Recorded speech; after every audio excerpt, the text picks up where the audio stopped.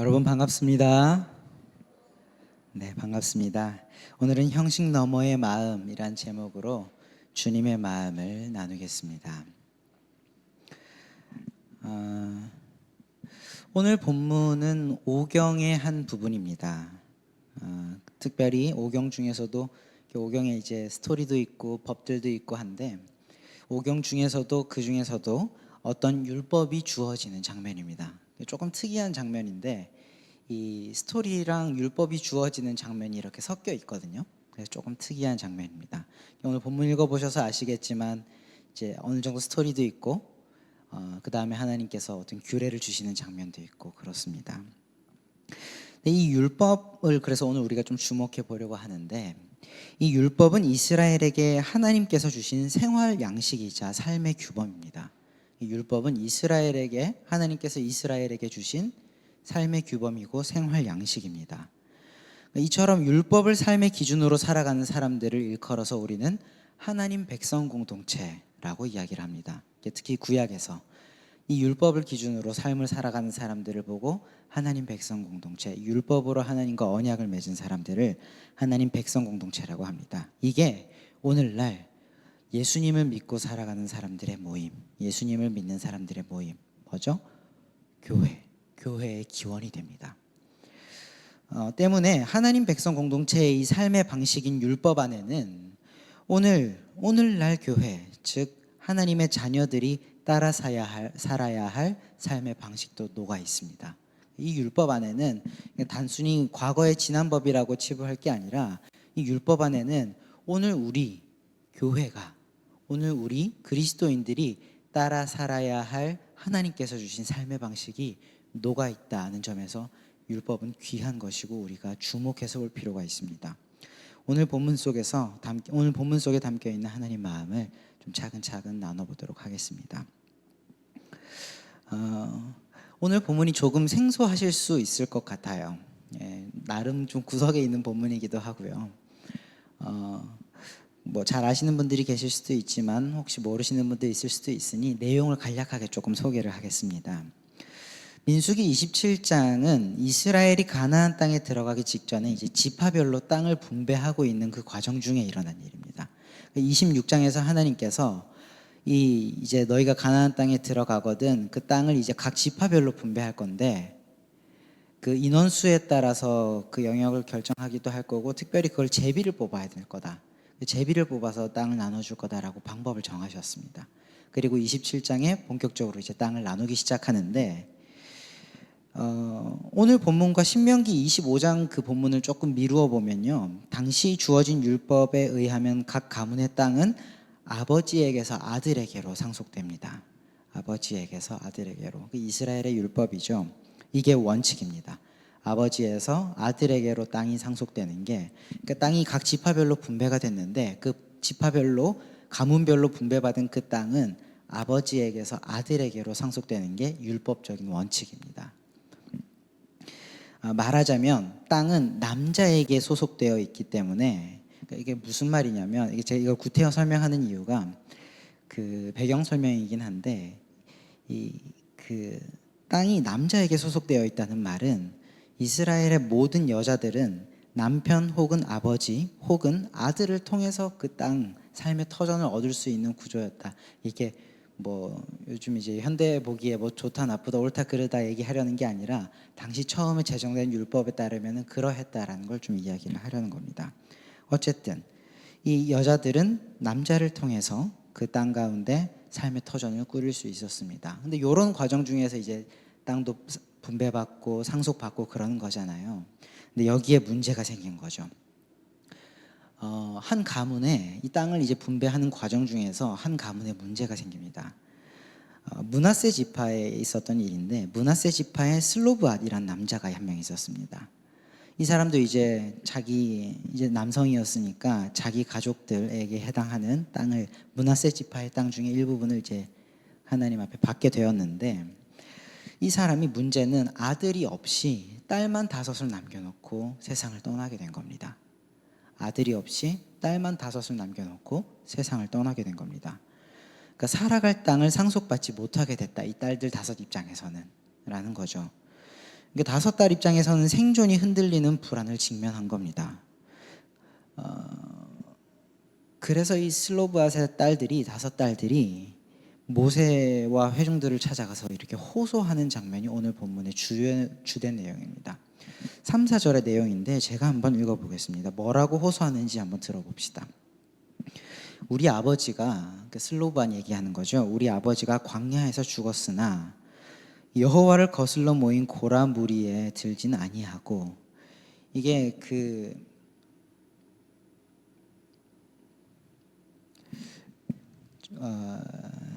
혹시 기억나시는 분 있으실지 모르겠어요. 제가 좀 오래돼서 그런데 문제가 생겼는 게 출애굽기 이게 16장인지 26장인지 제가 긴가민가 하거든요. 이 민수기였나요? 같은 몇 장인지 제가 기억이 안 나는데 죄송합니다. 근데 어떤 일이 있었냐면 고라라고 하는 사람들이 광야에서 하나님 모세에게 반역을 했던 일이 있습니다. 당신만 지도자냐, 우리도 하나님 말씀 듣지 않느냐라고 반역을 했는데, 그때 하나님께서 이거를 되게 악하게 보시고 땅을 가르셔서 그 사람들을 다 삼켜버리는 사건이 있었거든요. 유명한 광야에서의 고라 사건이라고 하면 유명한 광야에서의 반란 사건입니다.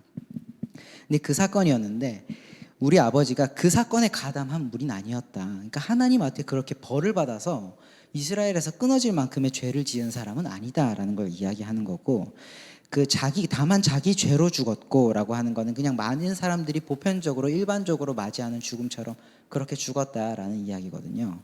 그리고 아들이 없을 뿐입니다. 그런데 어찌 아들이 없다고 해서 우리 아버지의 이름이 그의 종족 중에서 삭제되리까? 우리 아버지의 형제 중에서 우리에게 기업을 주소서 하매. 한마디로 이런 거죠. 우리 아버지가 중대한 죄를 지어서 죽은 건 아닙니다. 근데 많은 사람들과 같이 일반적인 죽음을 맞이한 겁니다. 그죠? 그럼에도 우리 아버지에게 단순히 아들이 없다는 그 이유 하나만으로 아버지의 이름과 땅이 이스라엘 가운데서 지워져야 한다는 거는 좀 이게 어폐가 있는 것 같습니다. 그러니 우리가 그의 딸이니 우리 아버지의 땅을 딸들인 우리에게 상속해 주십시오 라고 모세에게 요청한 겁니다. 이런 요청, 소위 말해서 이제 컴플레인을 건 거죠. 근데 이제 이런 요청을 들었을 때 어떻게 반응할 것 같나요? 모세 입장에서는 그녀들의 호소를 들었을 때 이렇게 할 수 있었습니다. 이 문제에 대해서 절차적이고 원칙적인 대답을 모세는 이미 알고 있었던 사람이거든요. 왜냐하면 모세는 율법을 하나님한테 직접 받아서 전해준 사람이잖아요. 그러니까 이스라엘 중에서 모세보다 더 율법을 잘 아는 사람이 없습니다. 모세가 모르면 모른다고 얘기해도 될 만큼, 과언이 아닐 만큼 모세보다 율법을 잘 아는 사람은 없습니다. 그러니까 모세가 이 율법을 바싹하게 알고 있었다는 거죠. 그러니까 이 5 여인들이 와서 모세에게 이런 요청들을 했을 때 모세는 원칙적이고 율법적이고 기계적인 대답을 할 수도 있었습니다. 하나님께 이미 받은 율법에 따르면 원칙상 딸들에게 땅을 기업을 상속해 주는 일은 없다라고 쐐기를 박을 수도 있었습니다. 분란을 그냥 잠재우고 종식시킬 수도 있었던 거죠. 그런데 우리가 주목할 점은 뭐냐면, 우리가 오늘 본문에서 주목할 점은 뭐냐면, 그럼에도 불구하고 이 모세가 이 문제를 기계적으로 판단하지 않고 형식적으로 판단하지 않고 이 문제를 하나님 앞에 가지고 나아가서 물었다는 겁니다. 모세는 이미 충분히 형식적으로, 기계적으로, 또 원칙적으로 할 수 있는 대답을 가지고 있었습니다. 대개 사람들이면 그때 그 대답을 할 겁니다. 근데 모세는 그러지 않고 그 대답이 있음에도 불구하고 잠시 참고 그걸 하나님 앞에 가지고 나가서 물었다는 겁니다. 4절과 5절입니다. 우리 아버지의 형제 중에 우리에게 기업을 주소서 하매, 슬로브앗의 5딸들이 이야기를 한 거죠. 그랬더니 모세가 이 사연을 가지고 여호와께 아뢰니라. 형식적이고 지식적인 답을 알고 있음에도 불구하고 모세는 하나님 앞으로 나가 하나님께서는 어떻게 하기를 원하십니까? 이걸 물었다는 겁니다.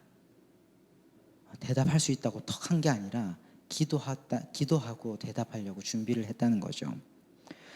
그런데 이제 여기서 좀 더 의아한 장면들이 등장합니다. 이게 율법이 주어진 초기의 이야기거든요. 모세오경이면 이제 율법이 형성될 시기잖아요. 어느 나라든 법이 이제 어느 조직이든 법이 처음 형성될 때 중요한 건 그 법의 권위입니다. 이게 처음부터 법을 어기기 시작하고 예외를 두기 시작하면 그 법이 어떻게 지켜지겠습니까? 그래서 초기에는 되게 강경하게 법을 이행하고 집행하죠. 그런데 그래서 하나님께서도 오늘 이 질문을 했을 때 원칙적인 말씀을 대답을 해주실 줄 알았는데 의외의 대답이 돌아옵니다. 예상 외의 대답이 돌아옵니다. 하나님께서는 7절에 이렇게 말씀하시는데 지금 띄우진 않으셔도 됩니다. 뭐라고 말씀하셨냐면 슬로브앗의 딸들의 말이 옳다. 그녀들에게 기업을 상속해 주어라. 그러니까 슬로브앗의 딸들의 말이 옳다.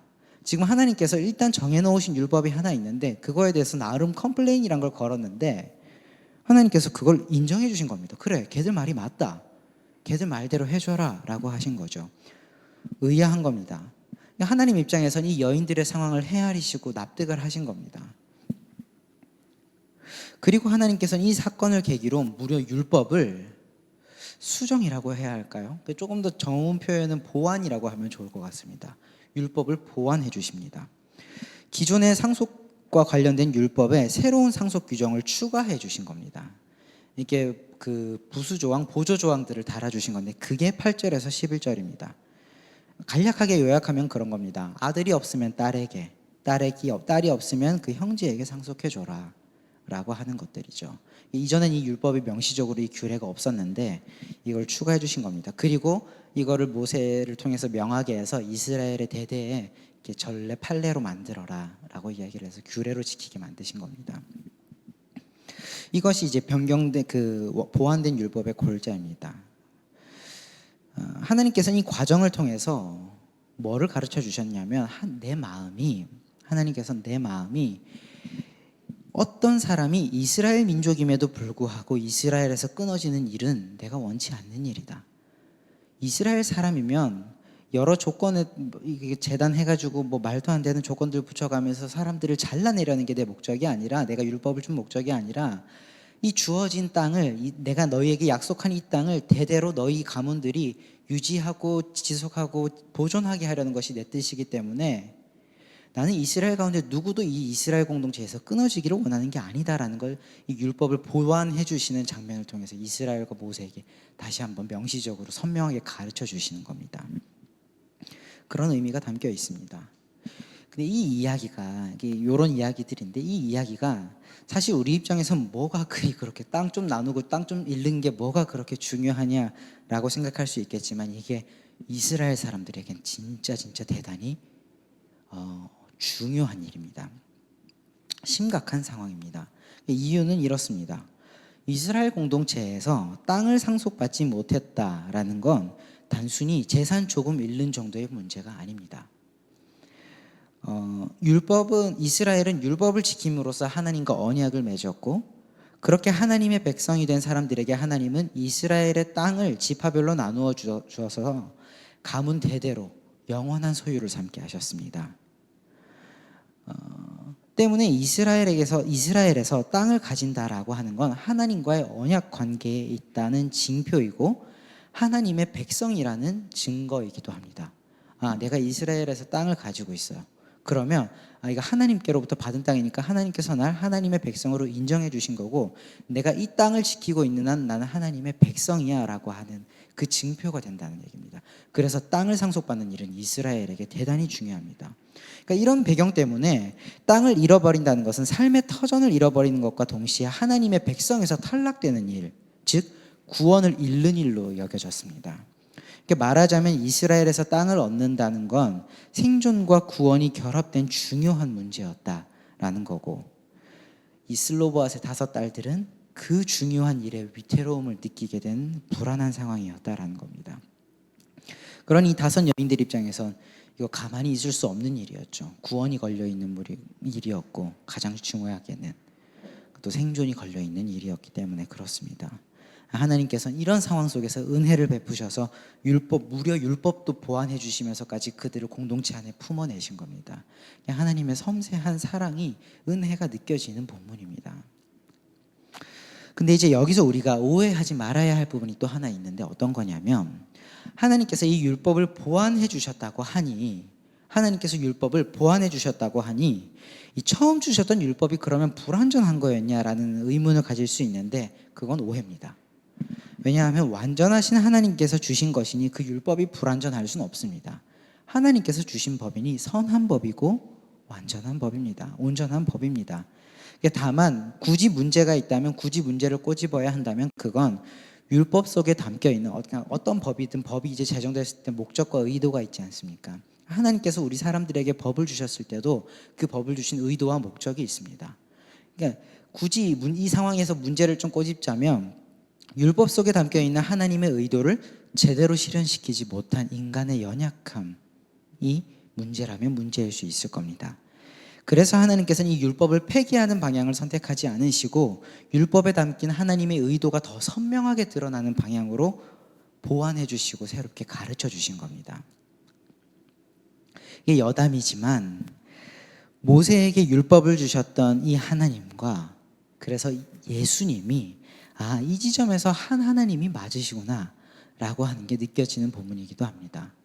다시 한번, 이 모세에게 율법을 주셨던 이 하나님과 예수님께서 한 분이시고 한 하나님이시구나 라고 하는 게 느껴지기도 합니다. 왜냐하면 예수님께서도 이 모세가 겪었던 이 사건과 같은 이유로 모세의 율법을 보완해 주신 일이 있기 때문입니다. 마태복음 5장에 보면 산상수훈이 나오는데, 예수님께서 산에서 이제 무리들을 가르치시는 그 말씀이 나오는데, 이때 예수님께서 나는 율법을 폐하러 온 게 아니다. 나는 율법을 온전하게 하러 왔다. 이 1.1획도 없어지는 일이 없을 거다. 완전히 다 이루어질 거다라고 말씀을 하시면서, 그러면서 예수님께서 이렇게 말씀하시는데 6가지 모세의 계명들을 이야기하면서, 모세는 너희에게 이렇게 말하였거니와 나는 너희에게 이렇게 이야기한다라며 무려 모세의 율법을 수정 보완해 주시는 6가지 말씀을 해주십니다. 가르침을 주십니다. 바꿔 말하면 이 방향은 율법 속에 담겨 있는, 이게 화석화되고 기계화돼서 하나님 그 형식적으로만 지키다 보니 그 속에 담겨 있는 하나님의 의도를 더 못 지켜냈던 그 율법 조항들에 대해서 예수님께서 하나님의 의도가 더 잘 드러나는 방향으로, 하나님의 의도가 더 잘 실현될 수 있는 방향으로 그 율법을 사람들에게 다시 가르쳐 주시는 일이었습니다. 이처럼 율법을 폐기하지 않으시고 그걸 잘 살릴 수 있는 방향으로 가르쳐 주신 건 주님께서 분명 율법을 존중하셨고 소중히 여기셨다는 걸 뜻합니다. 주님께서 이토록 하나님의 법을 소중히 여기신 까닭은 그 법 안에 우리가 구원에 이를 수 있는 그 길이 담겨 있기 때문입니다. 하나님께서 그 법 안에, 하나님의 법 안에 우리가 구원에 이를 수 있는 힌트와 방법들, 길들을 숨겨 놓으셨기 때문입니다. 그래서 주님께서 이토록 하나님의 법을 소중히 여기셨습니다. 사랑하는 내 자녀들에게 유익하고 필수적인 것이기 때문에 소중히 여기셨습니다. 이 점에서 하나님의 법은 우리 신앙인들에게, 하나님의 백성들에게 억압하는 멍해가 아니라 우리를 살리고 자유롭게 하시려는 하나님의 지혜가 있음을, 하나님의 지혜에 있음을 우리는 믿어야 할 겁니다.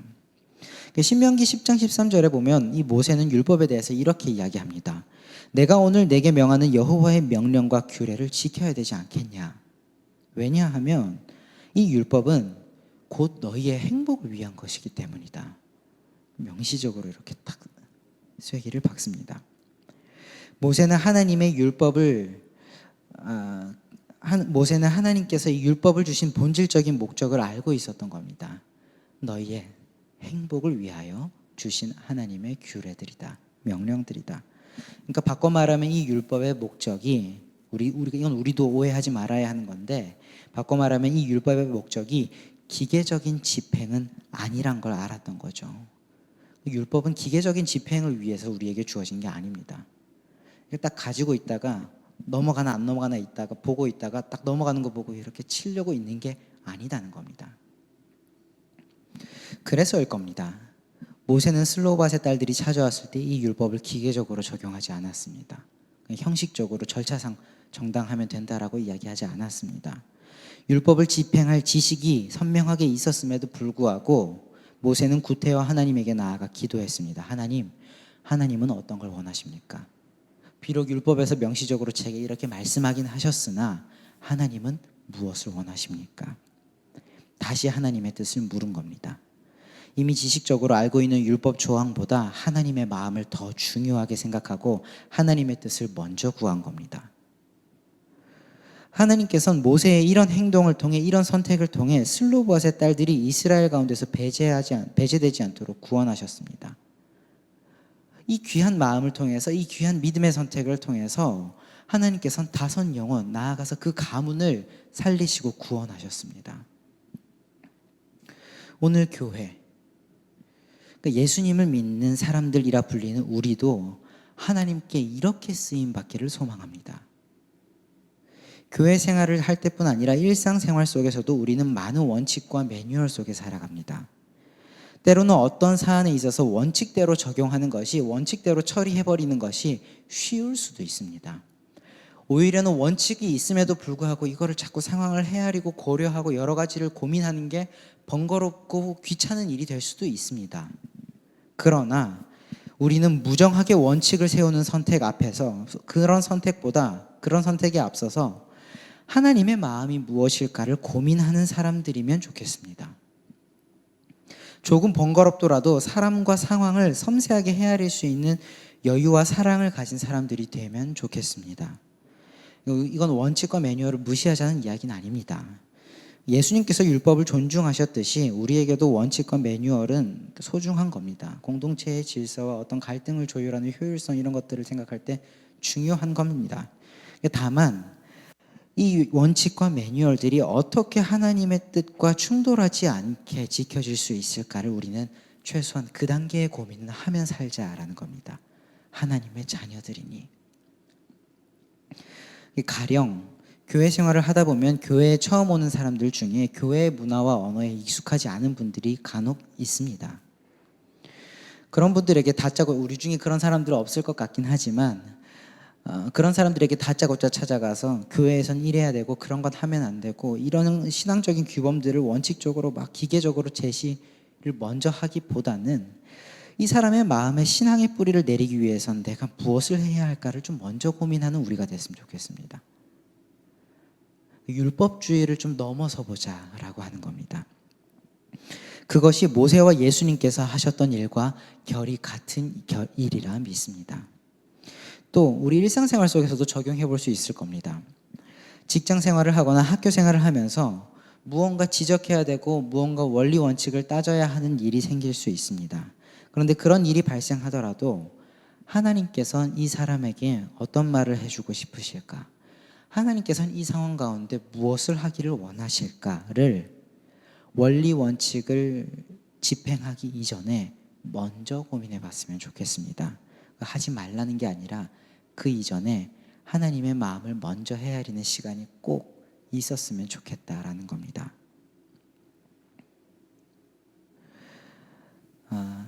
이 원칙을 집행하더라도, 이 원칙대로 시행한다 하더라도 하나님의 뜻을 묻는 질문 후에 그 원칙을 세우는 일을 하는 것과 하나님의 뜻을 묻는 시간 없이 그거를 진행하는 일에는 하늘과 땅만큼 큰 차이가 있을 겁니다.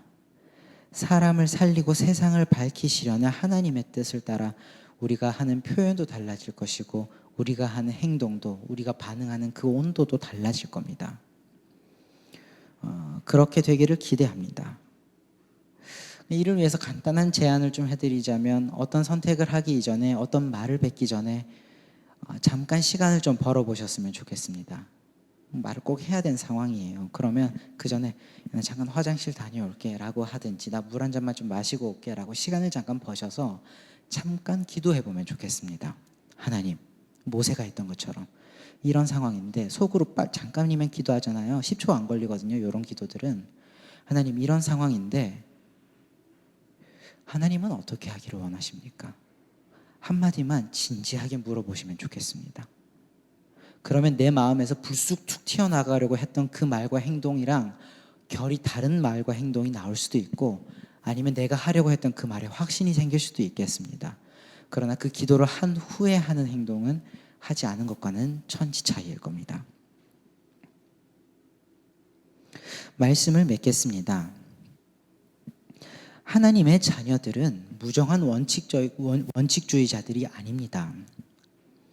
매사에 하나님의 마음을 묻는 사람들입니다. 모세와 예수님께서 포기하지 않으셨던 하나님의 뜻을 구하는 마음, 형식 너머의 하나님의 마음을 볼 수 있는 눈, 그러한 것들을 우리가 가지기를 원합니다. 모세와 예수님께서 포기하지 않으셨던 그 마음과 눈을 우리가 가질 때에 하나님께서 그런 우리를 통해 또다시 누군가를 살리시길 소망합니다. 이번 한 주 다양한 사람과 상황을 마주하시겠지만 그 모든 순간 속에서 주님의 마음을 구하여 누군가의 마음에 믿음의 씨앗을 뿌릴 수 있는 우리 원일 청년들 되기를 기원합니다. 그리고 그 믿음의 씨앗이 자라서 그 사람을 하나님께로 인도하는 구원의 열매로 이어지기를 또한 기원하고 축복합니다. 기도하겠습니다. 사랑하는 하나님 아버지, 무정한 원칙과 기계적인 태도를 넘어서 온정을 베푸는 마음, 인격적인 태도로 한 주를 살게 하여 주옵소서. 모세를 통해 가르쳐 주셨듯 예수님께서 친히 보여주셨듯 모든 선택에 하나님의 뜻을 먼저 구하는 우리가 되기를 원합니다. 우리가 하나님의 마음으로 생각하고 선택할 때에 나의 영혼이 살아날 뿐 아니라 나를 통해 수많은 영혼이 살 것을 믿고 소망합니다. 생명을 살리는 일에 우리의 한 주를 사용하여 주시길 원합니다. 감사합니다. 사랑합니다. 예수님의 이름으로 간절히 기도합니다.